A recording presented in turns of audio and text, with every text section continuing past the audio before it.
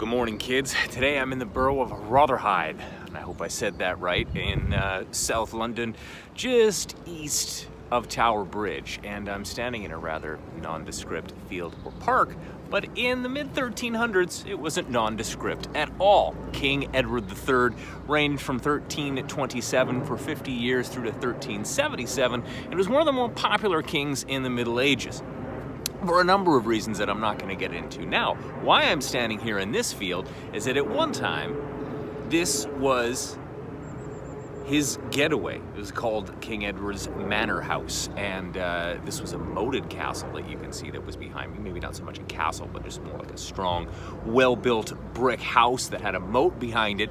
And behind me, and on the other side of the seawall here, is the Thames. So it's thought that he had access to this via boat. At one time, this was a much more marshy area, obviously not built up the way that it is today. And inside this castle, or inside of this home, archaeologists found a hearth, all sorts of pottery, clearly used for enjoying oneself and for entertaining, but nobody really knows why this place was built.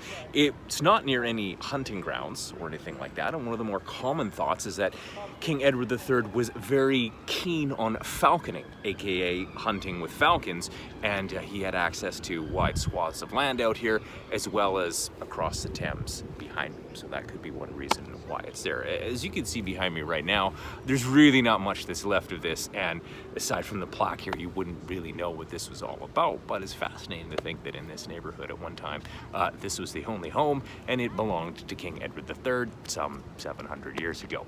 One of the other interesting things of note is the Angel Pub, which is right behind me. It claims to have been here almost as long as the Manor House, except that at one point it basically existed right over here behind me. And I mean, who wouldn't want a pub right next to their summer getaway house? But yeah, fascinating place along a very beautiful walk along the Thames.